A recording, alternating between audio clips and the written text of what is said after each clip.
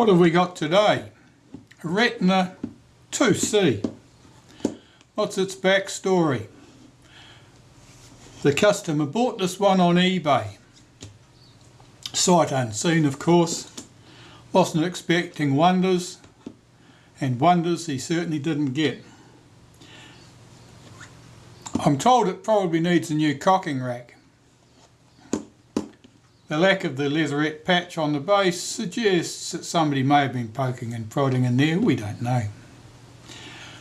So what can we tell from the outside? It opens, it's a little bit stiff, but it opens up well enough. Let's zoom you out of it, let's get you into the picture, that's better.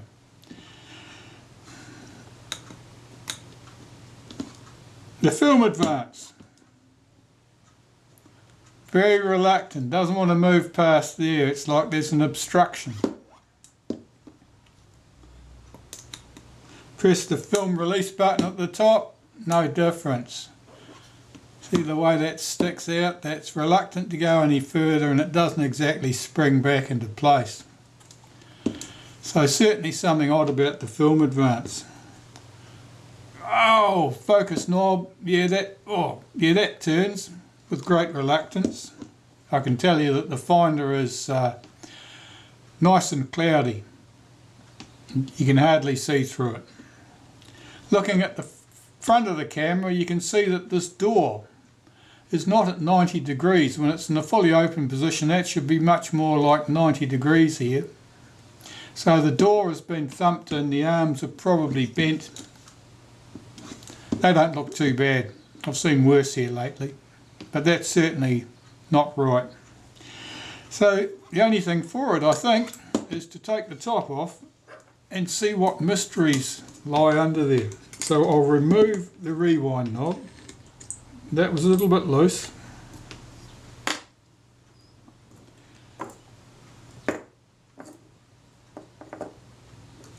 Two screws in the top cover at this end.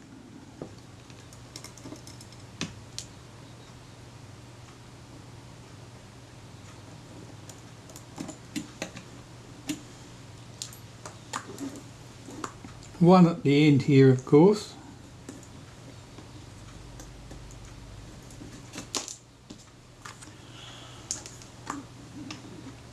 And what will we see?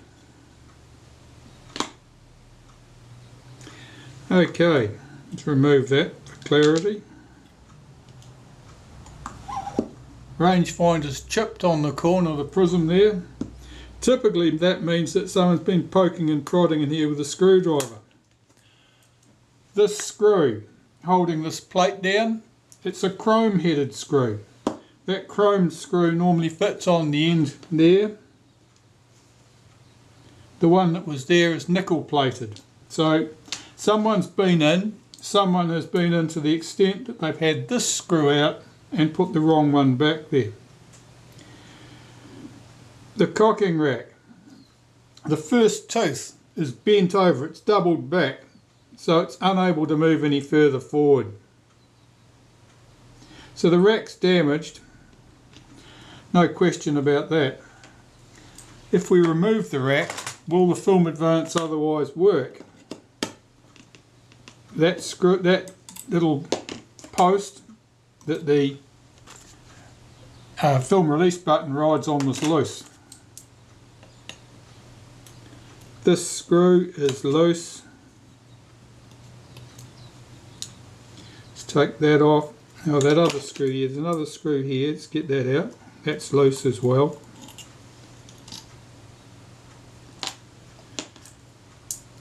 Two screws hold the strap lug in place. They are both loose.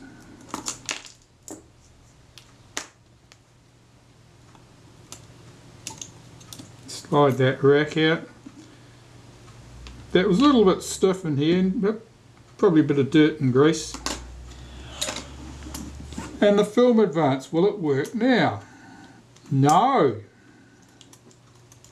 It doesn't want to move. So certainly the rack is damaged. That's ruined really. I mean, I can straighten some minor distortion's up, I can't do anything with that. But the film advance has some serious issue. It does not want to move. It goes around as far as this and it jams. Something is jamming up the works. Let's start at the top and start removing those pieces of the advance. That screw, oh look, that screw's loose. That should come as a surprise.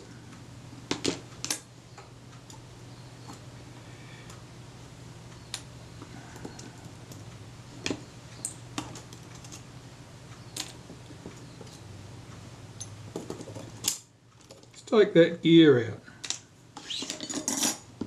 Now there should be nothing at the top of the camera stopping the film advance lever from swinging. What do we get? Yes, it'll swing. What do I see down in here? I'll zoom you in a little bit closer.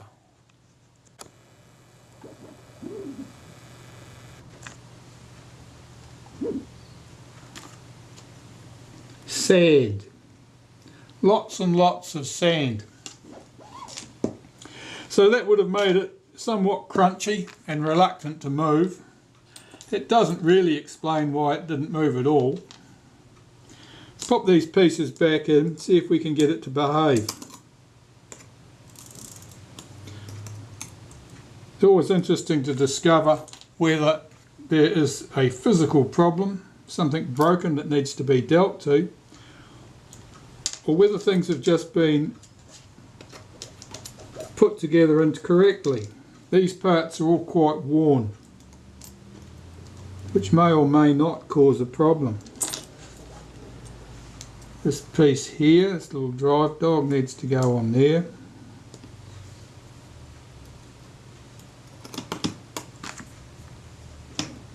We're in the picture only just.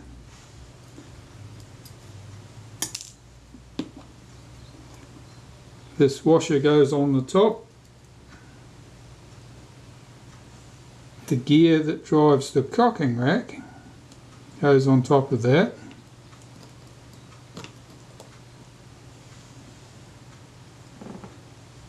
And where is the screw that holds that in place? Is that it? It is. I'll just run that down and we'll see what happens.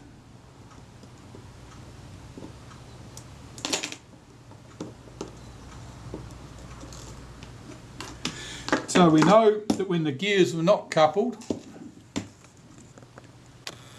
that the film advance lever would move. Let's try it now. Yeah, it's moving. Now I can tell you that there's virtually no return on that, no spring to return that film advance. That suggests that someone's had the lever off the base, they've allowed the film advance to unwind and lose its tension, and hence the lever doesn't want to go back into the rest position.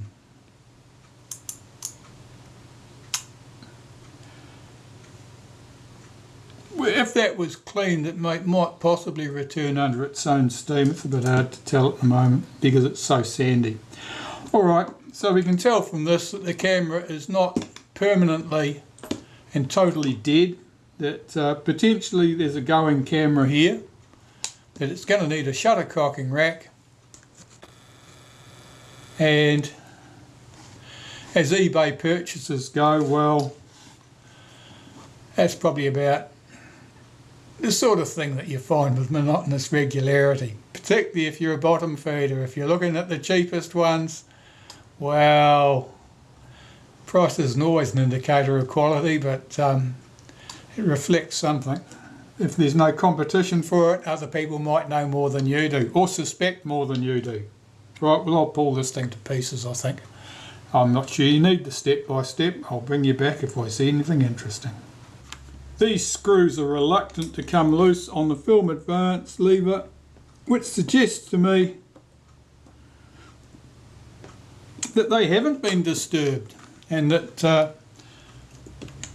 the spring tension on here is probably sufficient once everything's been cleaned up and all the sand and rubbish has been removed, and the sticky old grease has been replaced with something clean and friction free. They're going to need some attention to get those things loose. I'll just go and find the appropriate hammer. Well, the screws came out from that advanced lever with only a few thumps and bumps, but now I've got to get the leatherettes off the base here, and I don't know how this is going to go. They look remarkably well stuck down.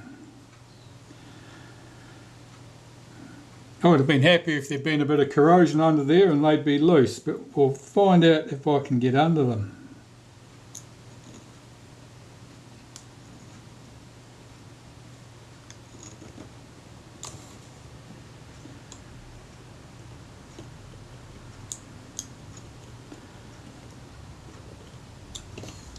There's a steel plate in here, nickel plated steel, and the adhesive doesn't stick to that in exactly the same way as it would stick to the aluminium body casting, so it's often easier to get the leatherette loose at this point.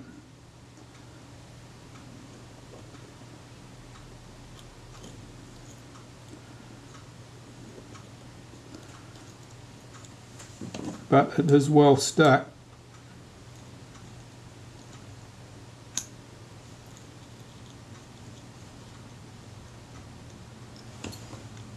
The adhesive that was generally used when they made these things is not something that dissolves with any of the regular solvents that I use, and certainly it would not dissolve with any solvent that I have that wouldn't also completely destroy the leatherette itself.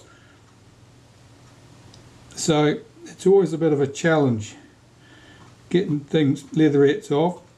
Sometimes I just put a bit of naphtha under there, more as a lubricant, more to lubricate the scalpel blade as it slides over the metal than any other purpose. It certainly doesn't dissolve the adhesive in any way.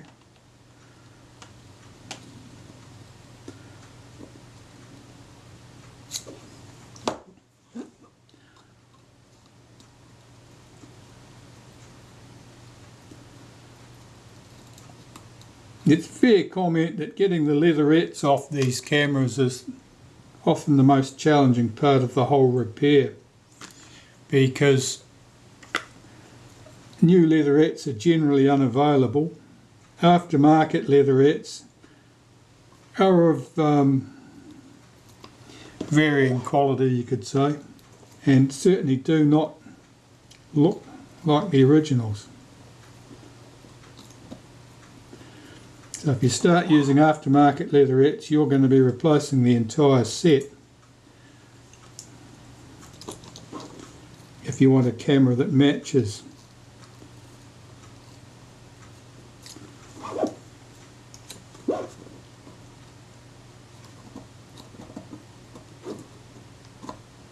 So what I'm endeavouring to do here is keep the blade of the scalpel firmly pushed down in contact with the metal body, not let the edge rise up into the leatherette and cut through it. That's the theory.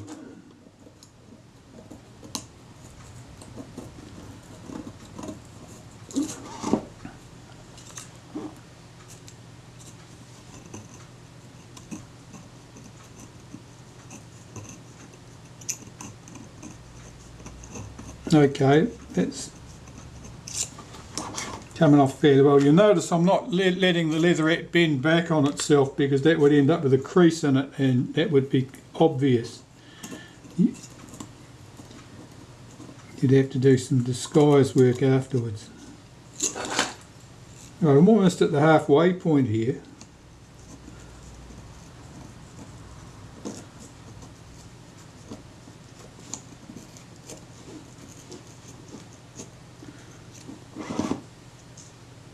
If they're very reluctant to move, it's often easier to start at both ends and work towards the centre.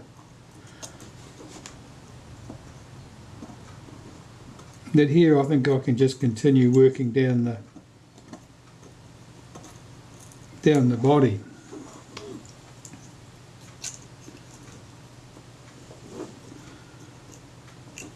This boss in the middle there, which is a guide bush for when you're using the camera platform for copying stand and various other things. It's not a tripod socket. I can tell by the marks in the middle there that someone's tried to use it as a tripod socket with no luck. But it's aluminium, it's anodized, and it's got a black anodized dye finish. It's fairly easily scarred up, so when you're scraping around here with scalpels, you don't want to be scraping up and down that bush if you can avoid it. Otherwise you're going to be busy disguising it with a marker pen later on. Of course no one studies the undersides of cameras all that particularly much, so as long as it looks generally good, it's good. Alright, now I'm coming down to this tripod socket, which is frequently loose on these cameras. That doesn't feel too bad. And that of course is chrome brass. And the adhesive sticks to that slightly differently than it does elsewhere. Okay, so our leatherette's off. It's all in one piece. It looks in pretty good order. That was a win. Let's carry on with this. The tripod socket screws loose.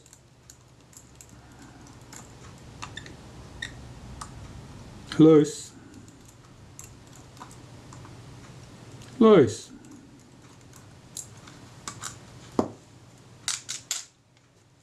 That's just a little insert that goes in to the bottom of the camera. Where are you? There you are. That's where your film cartridge sits into that well. 3 screws here hold this little plate in place.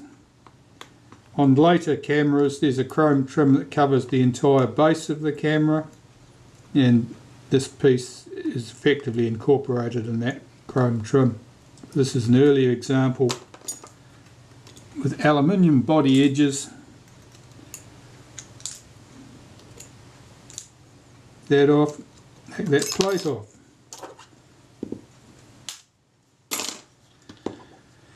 So out with the levers. That's our release lever, and the release lever's job is to track the cam on the base of the film advance shaft so that you can only swing the advance shaft in the forward direction until you've cocked the shutter, and then it will only track back in the reverse direction once you've reached the end of the stroke. Well, that's good. I want my pliers now for dealing with that, so I better find them. Here they are, a pair of pliers made just to get that rewind knob off.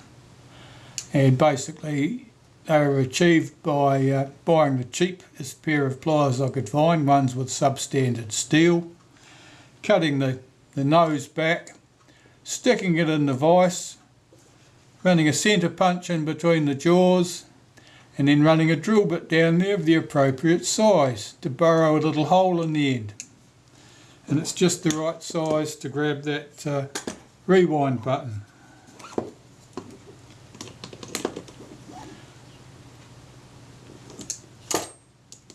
Now, from memory, because I haven't seen one for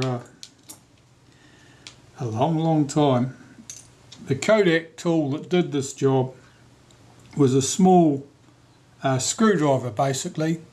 Had a socket in the end of the screwdriver, round hole in the socket, and a pin set inside that socket which engaged with that hole there. So it was a very neat little tool. I don't have one. As I say, I haven't seen one since or nearly 50 years the last time I set eyes on one myself. But you don't need one. You can make a tool that'll do that yourself. I'll just get this screw out from here. The grease here is very dry and sticky, and that along with the sand and grit that was on there is certainly doing this camera no favours. I'll just flip up that spring from the rewind button catch. The rewind button is catched. His job is to lock the rewind button in the set position when you press it in until you swing the advance again, when this lever swings back out of the way and lets the rewind button drop back down into the normal position. So I will just line this up with the screw heads in there. And there are 3 screws that hold the guide bush on the film advance in place.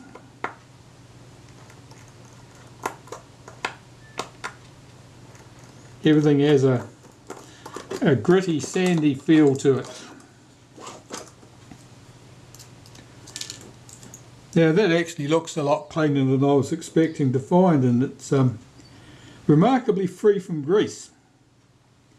It doesn't really have any grease in there to speak of, which is unexpected, and it means that someone has had that out and cleaned it at some stage, and they have chosen to put it back more or less dry. Normally there's sticky grease in there. Okay, at the top is the bush from the top of the film advance shaft. There's the gear that couples this to the sprocket shaft. That all looks very filthy. It's hard to tell the condition of those gears with that much dirt on them. Here's the clutch. The clutch's job is to provide some controlled slippage so that the film advance take-up spool and sprocket are not locked together. If they were locked together, as the film passes through the camera and builds up on the take-up spool, the diameter of the take-up spool would effectively be getting bigger as time went on, and it would be wanting to pull through more film, and there would be a conflict between the amount of film that the sprocket shaft wanted to move and the amount of film that the take-up spool wanted to move, and something would give.